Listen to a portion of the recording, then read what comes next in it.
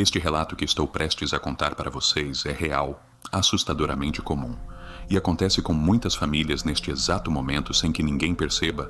Pode, inclusive, estar acontecendo agora mesmo aí na sua casa, bem debaixo do seu nariz.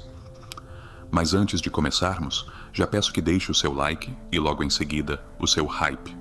O botão aí embaixo. É assim que você fortalece a nossa comunidade. E é através desse apoio que eu sei quem são as pessoas que me acompanham diariamente. Inclusive, farei questão de deixar uma menção honrosa para vocês nos próximos vídeos e principalmente aos nossos membros aqui do canal. Por menos do que o valor de uma xícara de café por mês, você garante acesso a conteúdos exclusivos e ao selo de fidelidade do canal. Pois estou trabalhando firme para trazer vídeos novos feitos especialmente para vocês. Então não perca tempo, aproveite e se torne um ouvinte da madrugada. Ou se quiser dar um passo ainda maior no terror, seja um colecionador de pesadelos. Eu sou o Max e bora pro relato de hoje. Me chamo Carmen, tenho 56 anos e moro na mesma casa de esquina há quase 3 décadas, sempre cuidando de tudo com muito zelo, deixando tudo limpinho e arrumado do jeito que minha mãe me ensinou desde pequena. A casa aqui do lado ficou vazia por uns bons anos depois que os antigos donos se mudaram, até que a dona Vera chegou para morar ali num domingo de manhã bem ensolarado. A mulher aparentava ter a minha idade, sempre com uma roupa muito limpa, cabelo arrumado, falava mansa, daquele jeito que a gente acha até bonito de escutar. E já no primeiro dia, ela bateu palmas no meu portão, trazendo uma travessa de vidro com um bolo de milho quente que dava gosto de ver. Max, a gente que já passou dos 50 tem essa mania de não negar um agrado. A gente abre a porta, passa um café na hora, puxa a cadeira na varanda. E foi exatamente o que eu fiz. Achando que estava ganhando uma vizinhança boa para aqueles fins de tarde onde a casa fica vazia e a gente quer só jogar um pouco de conversa fora. Ela sentou, elogiou minhas plantas, tomou o café, contou umas histórias da vida dela que pareciam muito normais. Só que a visita que era para durar meia hora durou a tarde inteira, e eu nem reparei o tempo passar, porque a conversa dela parecia que prendia a atenção da gente de um jeito esquisito. No dia seguinte ela voltou, dessa vez para pedir uma xícara de açúcar. No outro dia foi um pouco de óleo que tinha acabado no meio do almoço dela, e cada vez que ela vinha, ela entrava um pouquinho mais na minha casa, passando do portão para a varanda, da varanda para a cozinha, sempre com uma palavra mansa, um sorriso amigável, trazendo uma plantinha de presente, um pano de prato bordado. E a gente fica tão sem jeito de cortar uma pessoa tão prestativa que acaba cedendo espaço sem perceber a armadilha que está sendo armada bem debaixo do nosso nariz.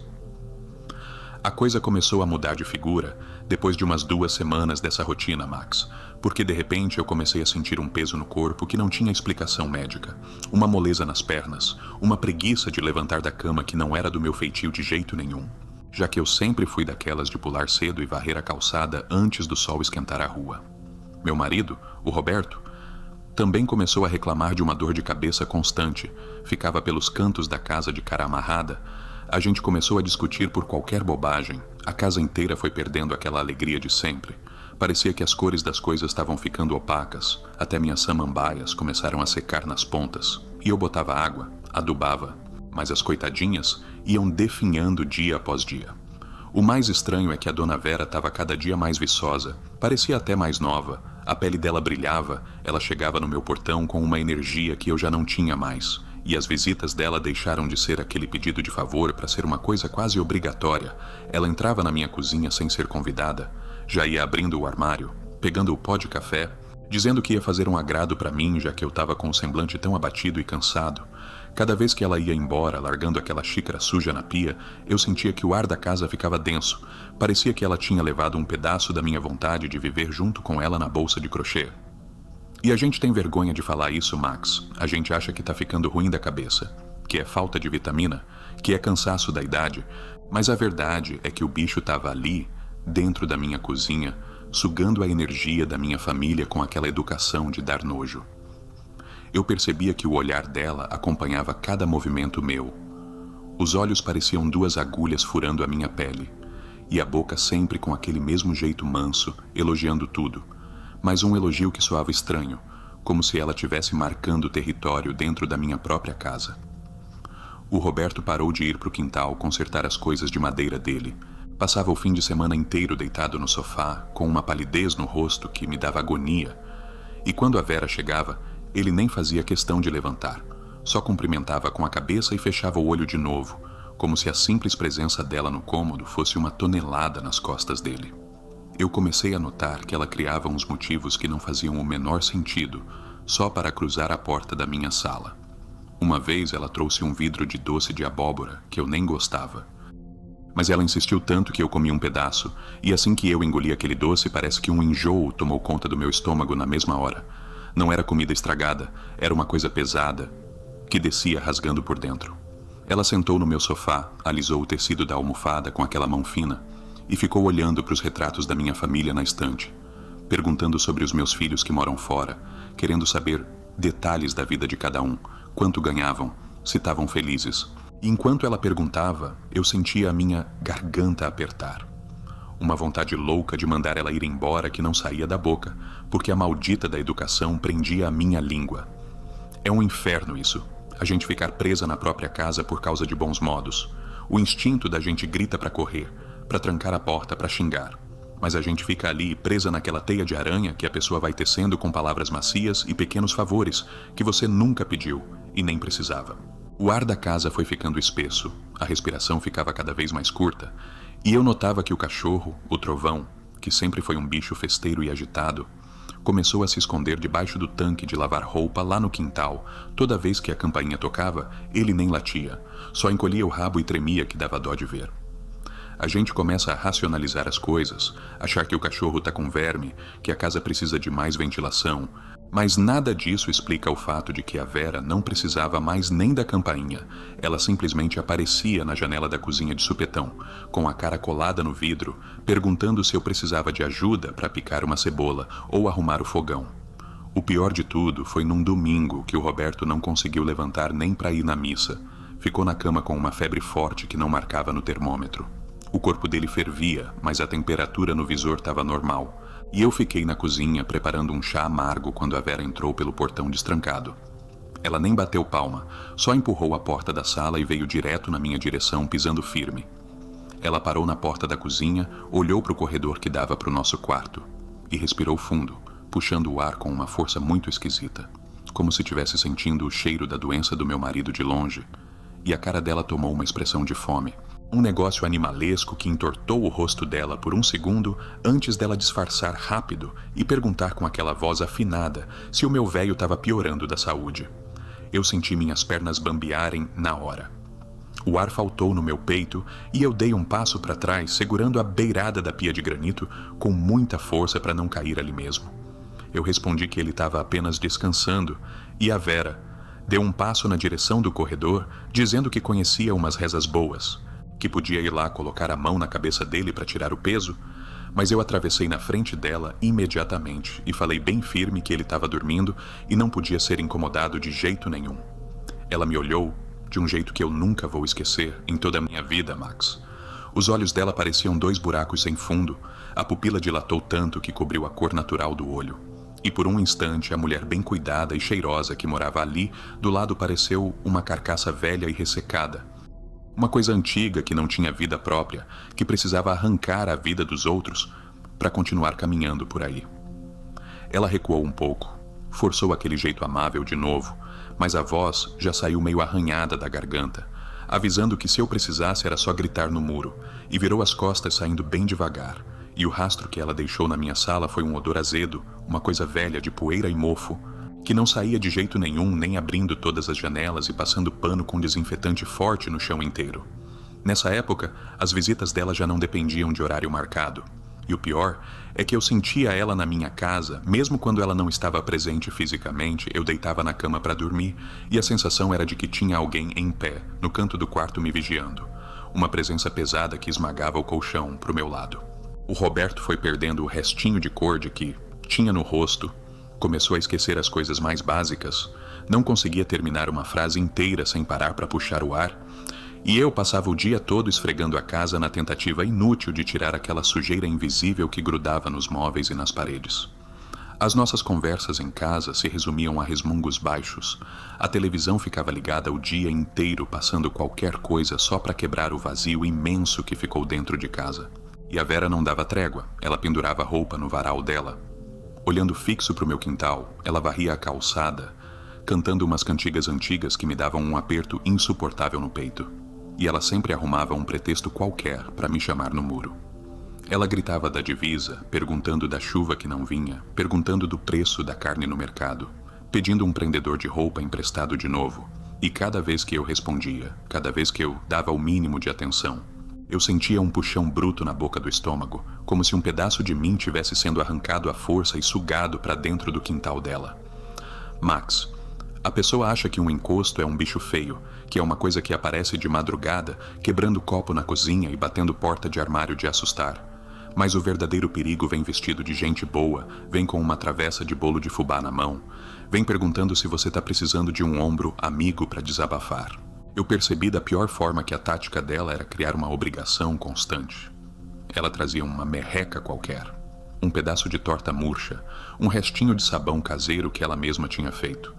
E com isso, ela comprava o direito de se intrometer na minha vida sem limites, de ficar horas sentada na minha varanda de cimento sugando a minha atenção e a minha pouca força que restava. E se eu tentasse cortar o assunto, se eu falasse que ia sair para a rua ou que estava muito ocupada no fogão, ela fazia uma cara de coitada, de pessoa idosa ofendida. E a culpa recaía toda nas minhas costas em questão de segundos, a tal da culpa da boa vizinhança, o medo terrível de ser falada no bairro, por ser grosseira com a coitadinha que mora sozinha na casa grande. Essa é a armadilha mais perversa que existe no mundo espiritual. O bicho usa a nossa própria bondade como uma corda para amarrar o nosso pescoço com força, e quando a gente percebe que está sufocando sem ar, a corda já está tão apertada que a gente não tem força nem para pedir socorro para os parentes. A coisa foi se agravando de um jeito absurdo, porque não era só a minha casa que estava sendo drenada sem piedade, o bairro inteiro parecia que estava murchando ao redor da casa dela. Os cachorros dos outros vizinhos também pararam de latir no portão. As crianças da rua que antes viviam jogando bola e gritando debaixo do poste, agora ficavam trancadas dentro de casa sem fazer barulho. Uma apatia violenta tomou conta da rua inteira num espaço de poucos meses. Mas o foco principal dela era a minha família mesmo, talvez porque a gente foi quem deu a primeira abertura grande, quem abriu o portão de par em par no primeiro dia com um sorriso, e a proximidade do muro de divisa facilitava demais o acesso constante que ela tinha a nós o tempo todo. Eu comecei a notar que ela tinha uma coleção estranha de objetos dos vizinhos. Ela sempre pedia coisas emprestadas e não devolvia nunca. Era a minha forma de bolo redonda, o martelo do seu Joaquim que mora na casa da frente, a tesoura de poda da dona Neide lá da esquina. Ela ia guardando pedaços da vida da gente dentro da casa dela, como se aqueles objetos fossem antenas puxando a energia das nossas famílias, de longe para alimentar aquela coisa enorme que ela guardava dentro do peito dela. E a casa da Vera, que antes era uma casa normal e sem graça como as outras, foi ficando muito imponente. As plantas do quintal dela cresciam de um jeito exagerado e doentio. Uma folhagem grossa e verde escuro que parecia engolir o muro todo. As flores abriam com uma cor tão forte que chegava a doer a vista da gente. Tudo ali transbordava uma vida artificial, enquanto a minha casa e as casas vizinhas apodreciam lentamente no sol. Eu tentava convencer o Roberto a irmos num médico de outra cidade, a sair de casa por uns dias para respirar outro ar. Mas ele não queria de jeito nenhum. Ele dizia baixinho que a casa era o refúgio dele, que ele só precisava dormir mais um pouco para melhorar da fraqueza. Mas eu via muito bem que o sono dele não era de descanso verdadeiro, era um letargo constante, uma anestesia pesada que prendia ele na cama. Uma tarde eu resolvi que ia pegar a minha forma de bolo de volta a todo custo. Foi um impulso incontrolável, uma raiva quente e repentina que subiu no meu peito rasgando tudo. Eu cansei de ser a vizinha boazinha e submissa, e decidi que ia bater de frente com aquilo, nem que fosse por uma bobeira material como uma forma de alumínio velha. Eu fui até o portão dela pisando duro, e bati palma. Não chamei pelo nome dela, só bati a mão no ferro do portão com muita força, e não demorou 2 segundos para ela aparecer na janela da sala bem devagar, me olhando por trás da cortina rendada, com o rosto impassível de pedra, como se já estivesse esperando a minha atitude revoltada. Ela veio até o portão pisando leve, abrindo um sorriso falso que não alcançava os olhos. e perguntou num tom muito doce o que a sua vizinha favorita precisava naquela tarde quente de terça-feira, e eu respondi bem seca e direta que queria a forma que ela tinha pegado há mais de um mês, que eu ia assar um bolo para o meu marido doente e precisava dela naquela mesma hora. A expressão dela não mudou um único milímetro. Ela continuou sorrindo macio e mandou eu entrar logo. Disse que a forma estava lá no fundo da cozinha e que eu mesma podia pegar à vontade. Ela abriu o cadeado do portãozinho enferrujado e deu um passo para o lado, me convidando descaradamente para entrar na casa dela. Max, a sensação que eu tive quando eu cruzei a divisa do portão dela foi de entrar de cabeça numa fornalha acesa. Não era um calor de sol normal, era um calor pesado, muito opressivo. O ar era grosso demais, difícil de puxar para o pulmão sem tossir, e tinha um cheiro adocicado enjoativo no ar. Um cheiro de flor murcha misturado com terra úmida de vaso, uma coisa que nauseava o estômago da gente na mesma hora. Eu fui andando atrás dela pelo corredor mal iluminado. As paredes da casa dela pareciam que pulsavam de leve. Eu sentia uma tontura enorme revirando a minha cabeça. E quando eu cheguei na cozinha apertada, a minha forma estava largada em cima da mesa de plástico, mas não estava limpa e pronta para o uso. Tinha umas folhas secas amontoadas dentro, uns gravetos finos amarrados com barbante encardido, umas coisas espalhadas ao redor que pareciam chumaços de cabelo, um amontoado de sujeira que me embrulhou o estômago de vez e me fez querer vomitar ali mesmo. Ela virou para mim de supetão, cruzou os braços finos e ficou parada bem na frente da porta, bloqueando a única saída que eu tinha. E começou a falar que a forma estava sendo muito útil para ela naqueles dias, que ela estava fazendo uns trabalhos manuais para o bem do bairro, e enquanto ela falava sem parar, a voz dela foi engrossando aos poucos, perdendo aquela melodia mansa de senhora do interior e assumindo um tom rasgado, muito metálico, uma voz horrível de muitas pessoas falando ao mesmo tempo dentro da garganta dela. Eu travei os pés no lugar. Eu queria correr dali desesperadamente, queria gritar pelo meu marido, mas a minha voz sumiu completamente. Eu só conseguia olhar paralisada para a cara dela.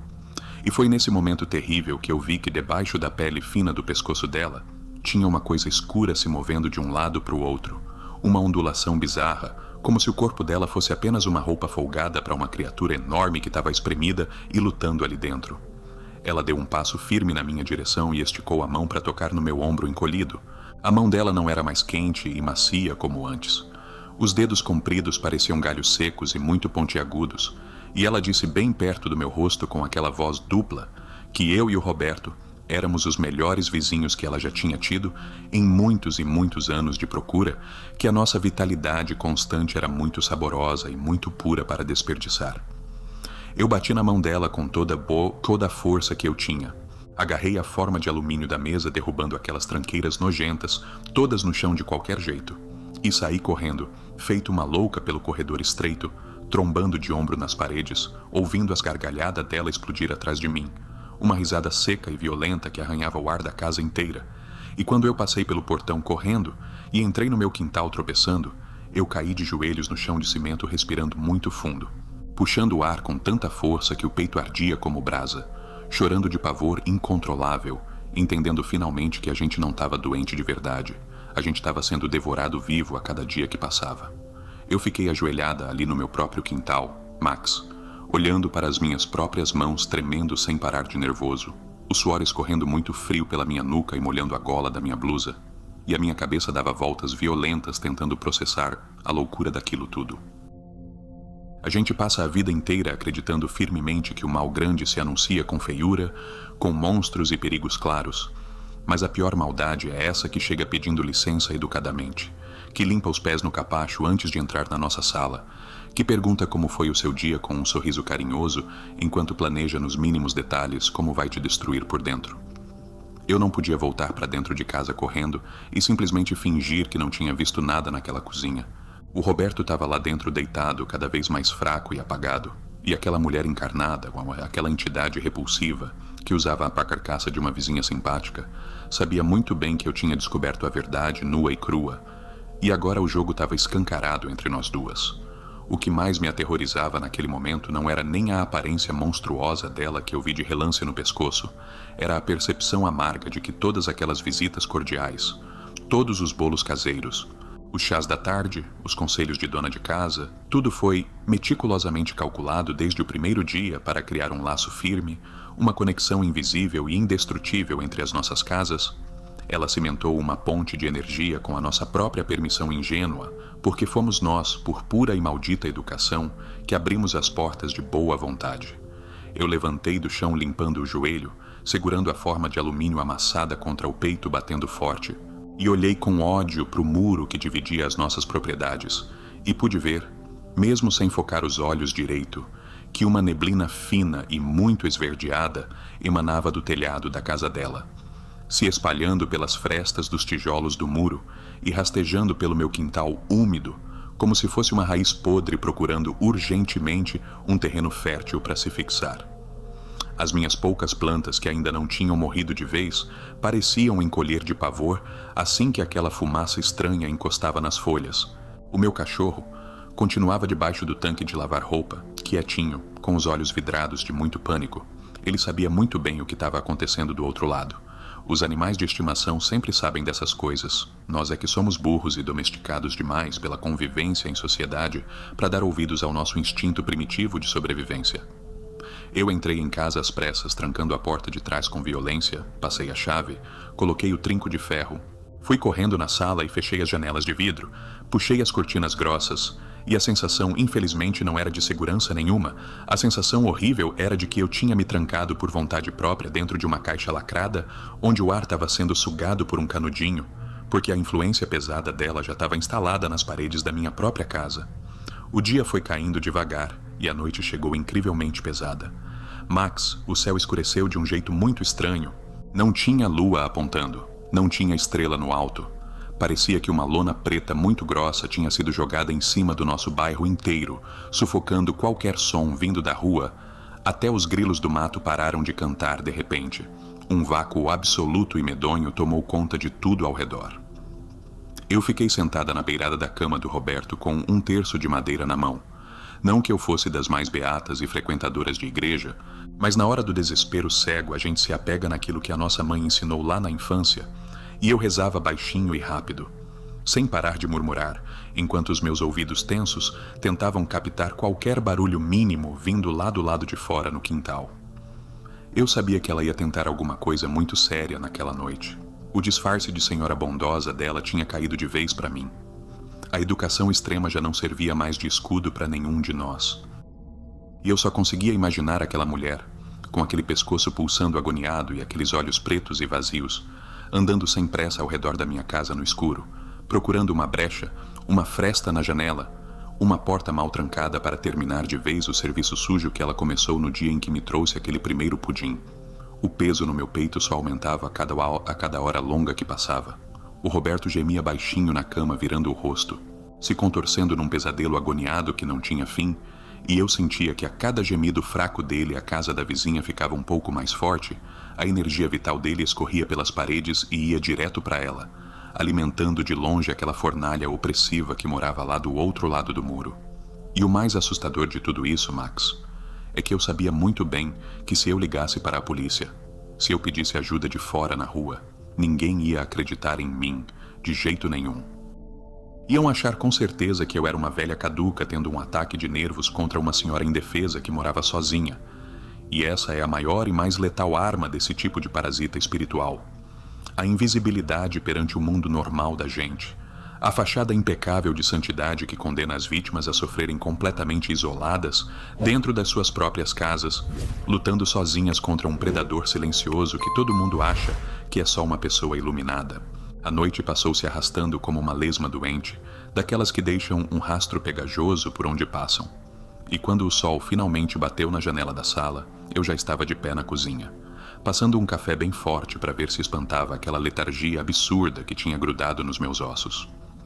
O Roberto não conseguiu nem levantar a cabeça do travesseiro naquela manhã.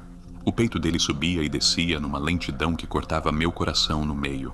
A pele do rosto dele estava com uma cor amarelada de papel velho, uma fraqueza de dardó que nenhum remédio de farmácia conseguia explicar ou curar. E eu sabia muito bem que a culpa não era de nenhuma doença do corpo. A culpa estava morando ali, do outro lado da parede, regando as plantas com aquela água que parecia sujar a terra, em vez de limpar. E eu fui percebendo, Max, que a gente cria uma prisão para nós mesmos quando tenta agradar todo mundo. A gente vai cedendo um espacinho aqui, um favorzinho ali, e quando assusta a pessoa já tomou conta da nossa casa e da nossa paz, sugando tudo o que a gente tem de bom com um sorriso costurado na cara. Eu terminei de coar o café e fui para a varanda respirar, um pouco, tentando não olhar para a casa dela, tentando focar o olho no asfalto da rua, no poste de luz, na vida normal que continuava lá fora como se a minha casa não estivesse desmoronando por dentro. O bairro estava começando a te acordar. O padeiro passou com a buzina da bicicleta, o caminhão do gás desceu a rua fazendo aquele barulho de lata batendo, um entregador de farmácia parou a moto na calçada da frente para olhar o número das casas e o seu carteiro, o rapaz que entrega as cartas aqui há mais de 10 anos, vinha subindo a calçada com aquela bolsa amarela pesada no ombro. Tudo parecia tão comum, tão rotineiro, o tipo de manhã de terça-feira que a gente vive a vida inteira sem dar valor. Mas o ar em volta da minha varanda estava espesso. Cheirava poeira antiga, cheirava a coisa guardada em gaveta úmida, e eu sabia que ela não ia demorar para dar as caras. Porque o parasita não descansa enquanto a presa ainda tem uma gota de vitalidade para oferecer. Não deu outra, não passaram 10 minutos e a porta da casa dela rangeu, aquele barulho metálico que já me dava um nó no estômago, e lá vinha a Vera, pisando macio na calçada com um vestidinho florido muito bem passado, o cabelo arrumado num coque perfeito, carregando uma Tupperware transparente cheia de uns pedaços de mamão picado, a imagem cuspida e escarrada da vizinha perfeita que qualquer pessoa pediria a Deus para ter morando do lado. Ela viu o carteiro chegando perto do meu portão, viu o rapaz da moto da farmácia encostado ali perto, e os olhos dela deram aquele brilho de quem encontrou a plateia perfeita para o teatro dela. O passo dela apertou um pouquinho e ela abriu um sorriso enorme, daquele tipo que repuxa a pele do rosto toda, e veio direto na direção do meu portão de ferro, chamando o meu nome com aquela voz melada, cantada, perguntando se a amiga dela já tinha tomado café ou se aceitava um docinho natural para adoçar o dia. Max, naquele exato momento, eu olhei para o rosto do carteiro que sorriu para ela achando a coisa mais linda do mundo. Eu olhei para o rapaz da farmácia, que balançou a cabeça em sinal de respeito para a idosa simpática. E uma raiva quente, um ódio primitivo subiu do meu calcanhar até a nuca fervendo. O meu sangue de um jeito que eu nunca tinha sentido antes. Uma revolta violenta contra aquela falsidade nojenta que estava me matando aos poucos. Eu entendi com muita clareza que o poder dela estava justamente ali, na aprovação da rua, na educação, no fato de que ninguém no mundo inteiro desconfiaria de uma senhora oferecendo fruta picada no portão, e que se eu não quebrasse essa regra, se eu não rasgasse o manual dos bons modos bem ali na frente de todo mundo, eu ia acabar enterrando o Roberto antes do fim daquele mês. O bicho se alimenta do nosso constrangimento, da nossa vergonha de fazer barraco. Ele usa a nossa decência como algema. E eu decidi que a partir daquele minuto eu não ia ser mais a Carmen educada. Eu ia ser o que precisava ser para salvar a minha família. Eu não fui até o portão andando normal. Eu desci os 2 degraus da varanda batendo o pé no cimento com força. O meu rosto devia estar vermelho de tanta pressão. E eu parei de frente para a grade de ferro encarando ela de cima a baixo, sem abrir o cadeado, sem esticar a mão, só travando o maxilar, com tanta força que os meus dentes doeram. Ela fingiu surpresa. Parou com a vasilha no ar, olhou para o carteiro de rabo de olho para garantir que ele estava prestando atenção e perguntou com a voz tremida se eu estava passando mal, se o Roberto tinha tido uma piora na noite, dizendo que eu estava com uma feição muito cansada e que ela só queria ajudar, que era dever de vizinho dar a mão nas horas difíceis da vida. Eu respirei tão fundo que o meu peito estalou.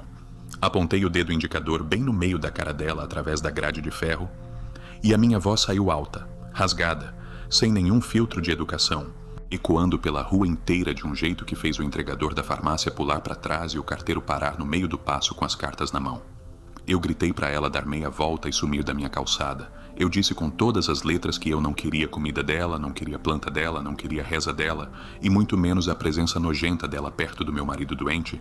Eu falei que a bondade dela era uma praga, que a presença dela estava apodrecendo a minha casa de dentro para fora. Eu nunca fui mulher de falar palavrão ou de fazer confusão em calçada, Max, mas a repulsa que eu estava sentindo era tão grande que as palavras saíam da minha boca como pedras. Eu bati com as 2 mãos no portão de ferro, fazendo um estrondo enorme. exigindo que ela cortasse qualquer laço que achava que tinha comigo, berrando que ela não era bem-vinda, que ela nunca mais pisasse no meu limite, que o convite que eu dei lá atrás no primeiro dia estava revogado para sempre. O bairro inteiro parou de respirar. Uma vizinha da frente abriu a janela de vidro assustada, um cachorro latiu lá no final da rua. Mas na nossa calçada, a ausência de som que se formou entre as minhas frases era densa, pesada, cortante como uma faca cega.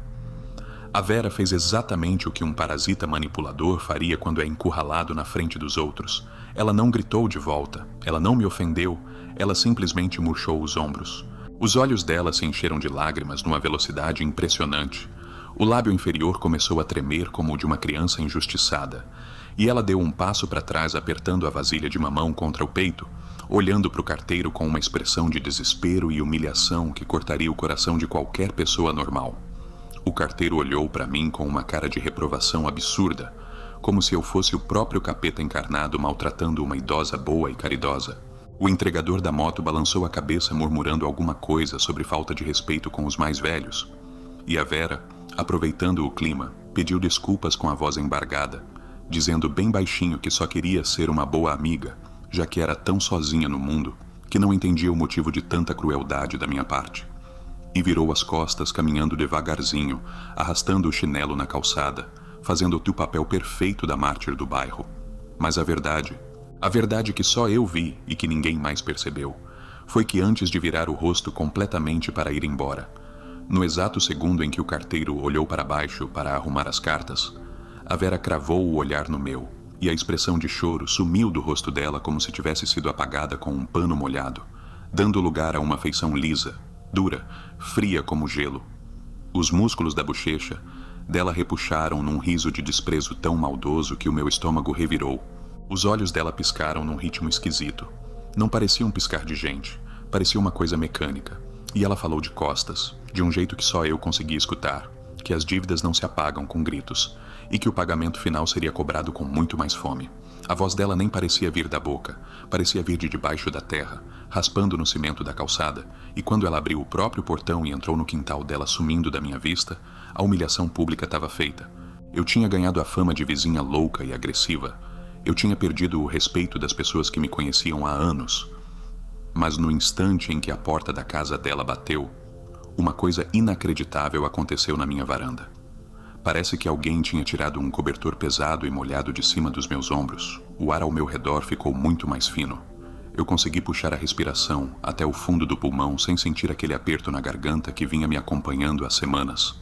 O cheiro de poeira e mofo deu lugar ao cheiro normal da rua, do asfalto quente, e o meu cachorro Trovão, que não saía de debaixo do tanque há dias, apareceu na quina da casa abanando o rabo muito desconfiado, farejando o ar como se procurasse um perigo que não estava mais ali. Eu entrei em casa correndo, sem ligar para o olhar atravessado do carteiro que foi embora balançando a cabeça. Bati a porta da sala, corri para o quarto e o Roberto estava sentado na beirada da cama.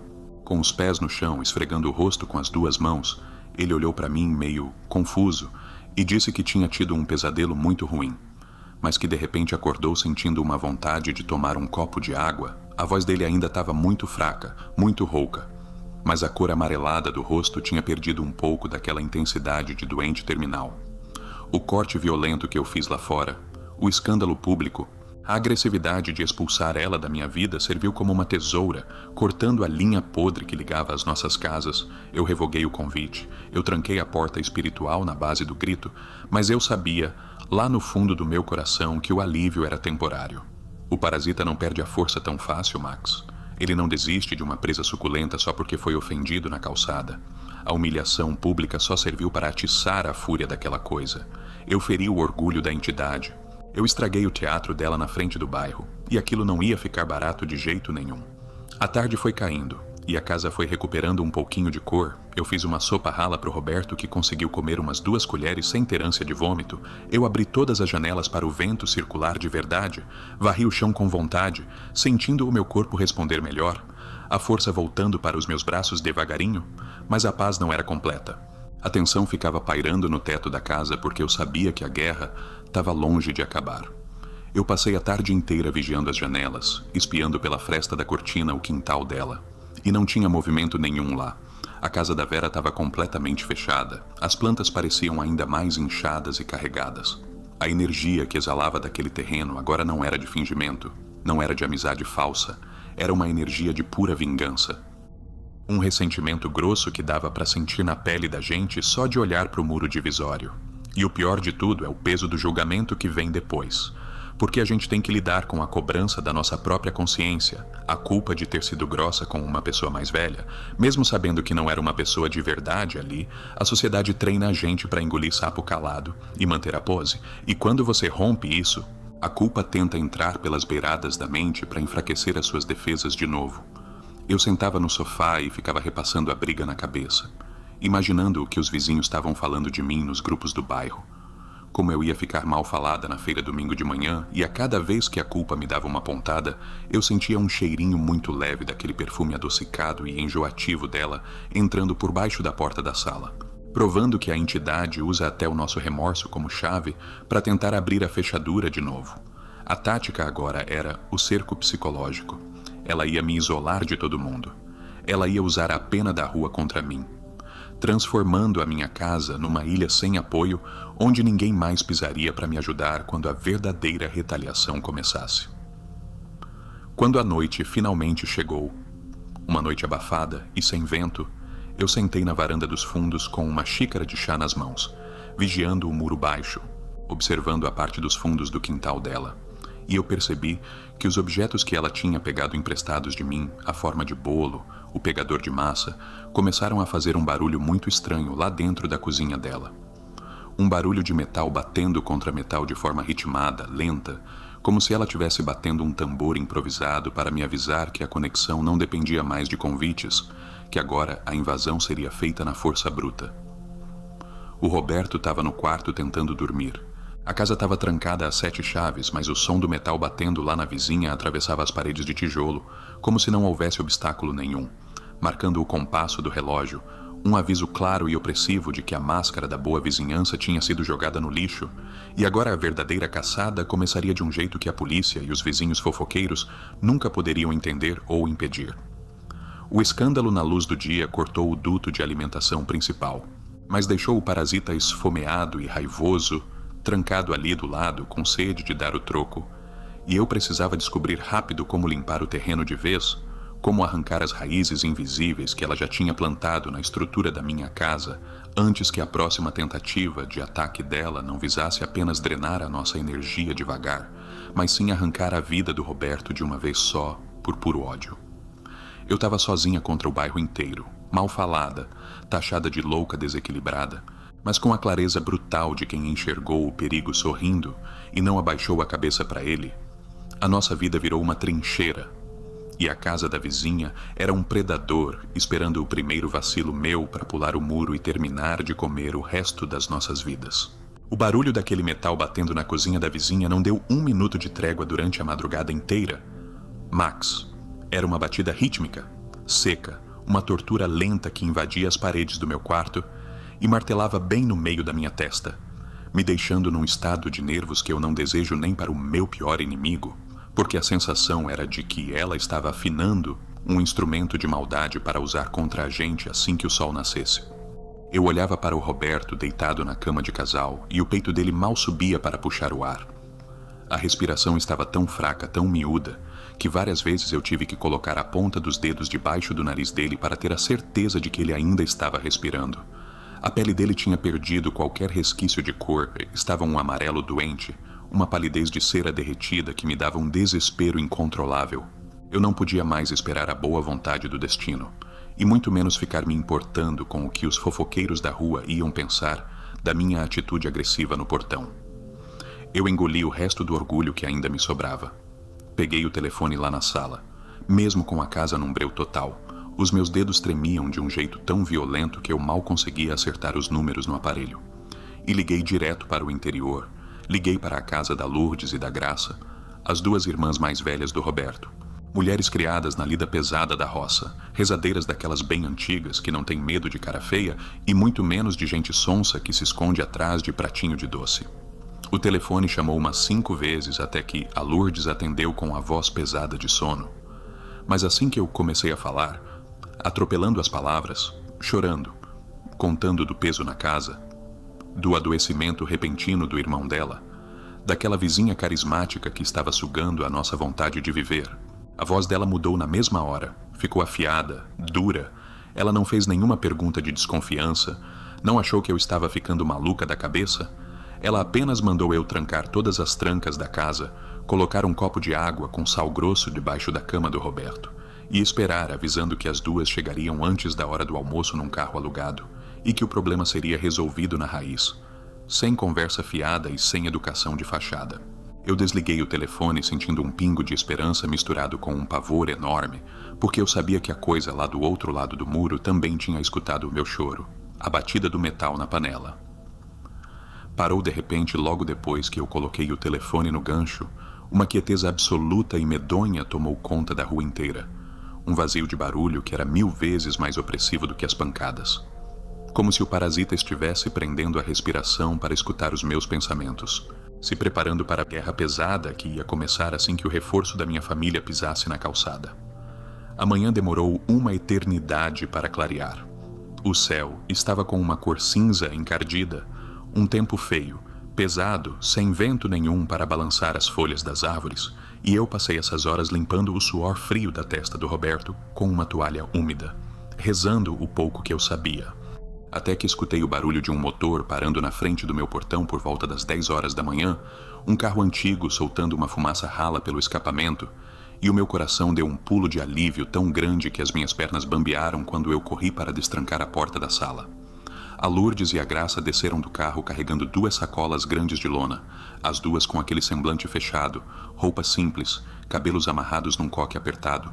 E assim que elas botaram o pé na minha calçada, eu vi a Lourdes parar de supetão, levantar o rosto para olhar o telhado da casa da Vera, e o nariz dela torceu com nojo, uma repulsa física escancarada, como se ela tivesse sentido o fedor da maldade pura vazando pelas telhas daquela mulher.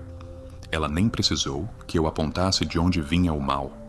As rezadeiras sentem a podridão espiritual do mesmo jeito que a gente sente o cheiro de um esgoto estourado na rua. Elas entraram rápido. Não teve abraço, não teve cafezinho de visita. A Graça já foi direto para a cozinha abrir as sacolas de lona, tirando uns maços enormes de arruda fresca, espada de São Jorge, guiné, um pote de vidro cheio de um sal grosso que parecia diferente, mais rústico, e uns pedaços de carvão vegetal, enquanto a Lourdes foi direto para o quarto ver o estado do Roberto. E a expressão dela confirmou todo o meu medo.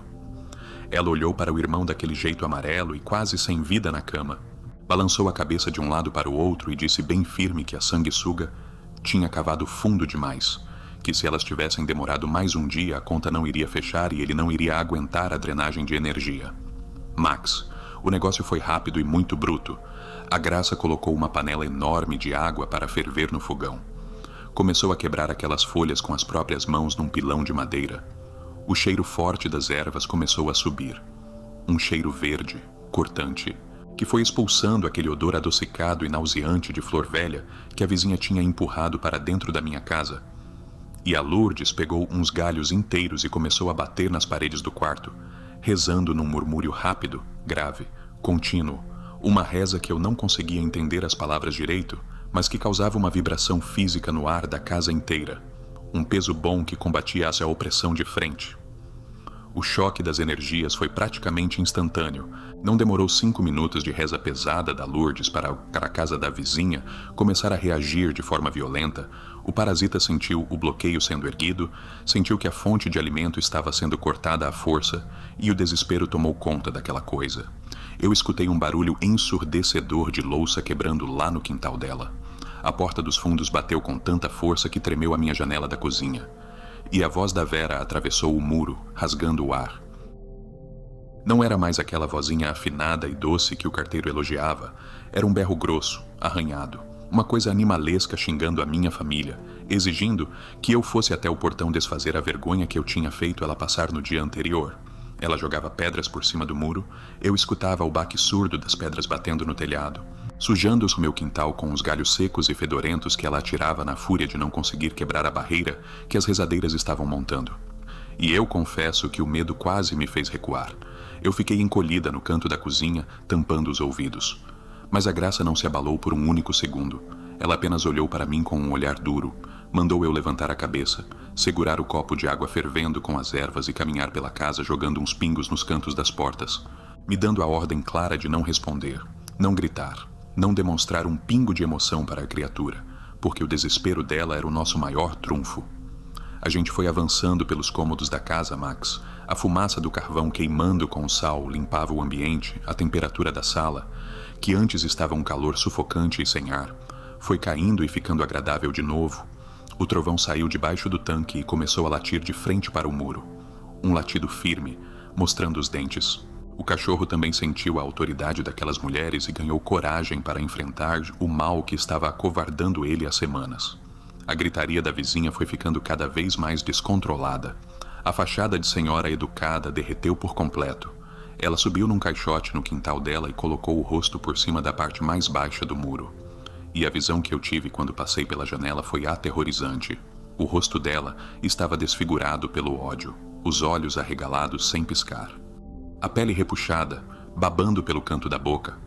Ela gritava o meu nome batendo as mãos unhadas no cimento do muro, exigindo a energia que, segundo ela, era dela por direito, afirmando que nós tínhamos dado a permissão quando aceitamos o bolo. Quando abrimos a porta, quando tivemos pena dela, ela usava a nossa caridade como um contrato assinado que nós estávamos rompendo de forma injusta. Mas a Lourdes não era de se intimidar com a assombração que usa corpo de vizinha sonsa. Ela saiu pela porta da cozinha segurando um crucifixo de madeira bem velho e um maço grosso de espada de São Jorge. Caminhou passos pesados até ficar bem de frente para o muro onde a mulher esbravejava. Apontou a erva para a cara deformada da Vera e começou a rezar em voz altíssima, uma reza de imposição, ordenando que a entidade largasse a família, que o cordão estava cortado, que a fome dela não seria alimentada na nossa casa nunca mais. E cada palavra que a Lourdes falava parecia um soco invisível que jogava o pescoço da criatura para trás. A cena foi um terror absoluto. A Vera se contorcia em cima do caixote, tentava falar os meus podres, tentava usar as informações pessoais que ela tinha sugado de mim naquelas tardes de café para me machucar. Ela falava dos meus filhos, tentava colocar culpa na minha cabeça, mas a Lourdes não deixava fresta na oração. O som da reza engolia as palavras da parasita. A Graça veio logo atrás jogando água benta no cimento do muro, selando a divisa do terreno para sempre, criando uma parede espiritual que a coisa não conseguia atravessar de forma nenhuma. O clímax daquele embate foi brutal, Max. A criatura encarnada naquela senhora percebeu que a barreira não ia ceder. Percebeu que nós não tínhamos mais um pingo de bons modos ou de compaixão para oferecer. A reserva de energia que ela sugava do Roberto foi estancada de uma vez só. E um parasita espiritual, quando é privado do alimento de forma tão repentina, acaba devorando o próprio corpo que ele ocupa para tentar sobreviver. A Vera arregalou os olhos de uma maneira assustadora. A boca dela travou aberta numa expressão de dor lancinante. Ela levou as duas mãos na lateral da cabeça, apertando os cabelos bem arrumados com uma força destruidora. Soltou um urro estrangulado que parecia o barulho de um porco no abatedouro. E o corpo dela simplesmente desabou do caixote, despencando feito um saco de cimento para trás, batendo no chão de lajota do quintal dela com um barulho seco e definitivo que encerrou toda a confusão num milésimo de segundo. A quieteza que se seguiu não era aquela quieteza opressiva da madrugada. Era a calmaria real da vida voltando ao normal. O vento bateu nas folhas da minha mangueira. Os passarinhos começaram a cantar nos fios de luz lá da rua. O peso que esmagava o telhado da minha casa sumiu evaporado junto com a fumaça das ervas, e lá dentro do quarto, nós escutamos o Roberto puxar uma respiração funda, longa, o barulho de um homem que finalmente consegue encher os pulmões depois de quase se afogar. Nós não fomos lá olhar por cima do muro.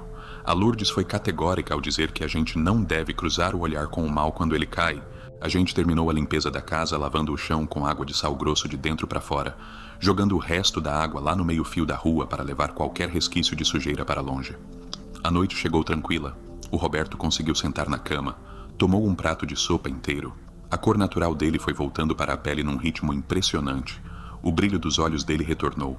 As irmãs ficaram sentadas na varanda conversando assuntos normais, rindo, quebrando de vez aquela atmosfera de doença crônica que dominava a residência há tanto tempo, provando que a alegria é o melhor repelente contra o tipo de coisa que se alimenta da nossa tristeza e da nossa apatia social.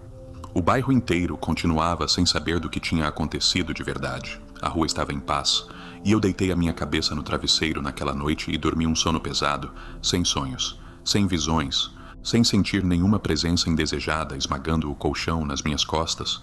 A ponte tinha sido demolida.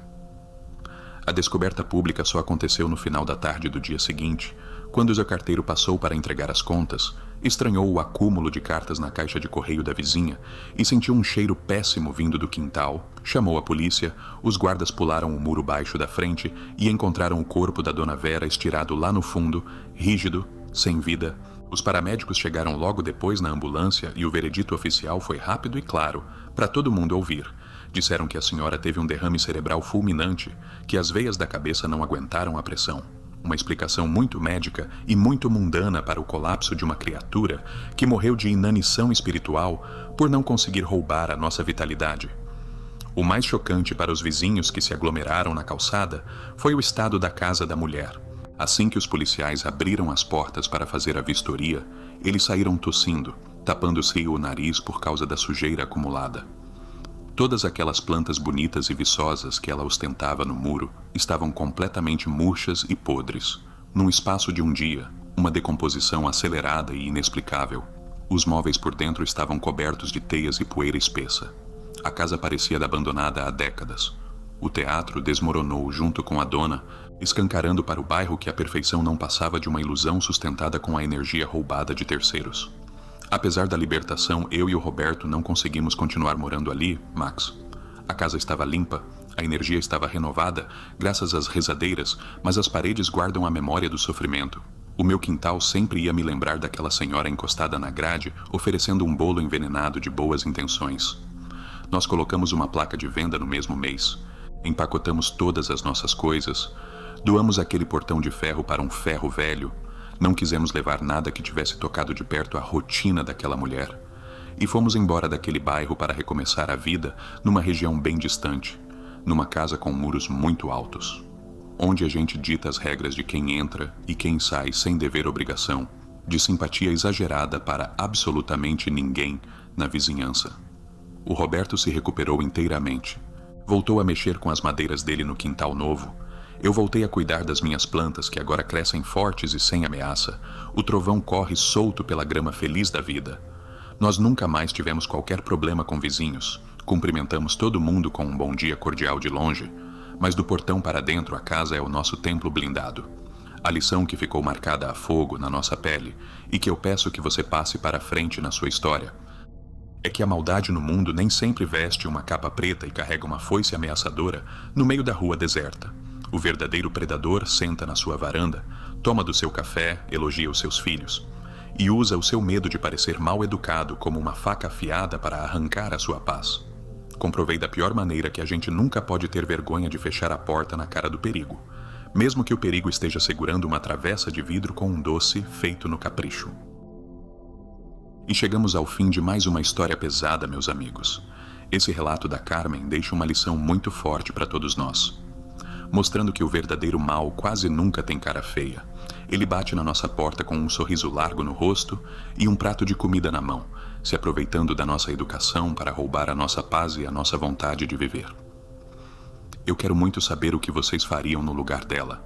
Então, se você acompanhou o relato até aqui e prestou atenção em cada detalhe dessa invasão silenciosa, desce aí nos comentários e escreve a palavra-chave vizinha parasita. Desse jeito eu vou saber exatamente quem são os ouvintes de verdade que ficam comigo até o último minuto. E eu faço questão de ler e deixar aquele coração no seu comentário. E não vá embora ainda. Já que você gosta de casos reais onde a maldade entra na nossa casa através de objetos e favores que parecem inofensivos, clica nesse vídeo que está aparecendo aí na sua tela agora. Nele, eu conto a história de uma pessoa que comprou um objeto bem antigo num brechó inocente e acabou levando uma legião de coisas ruins que a seguiram até dentro do próprio quarto, transformando a rotina dela num verdadeiro inferno. A história tá muito tensa. Então clica aí na tela que eu já tô te esperando lá no próximo vídeo.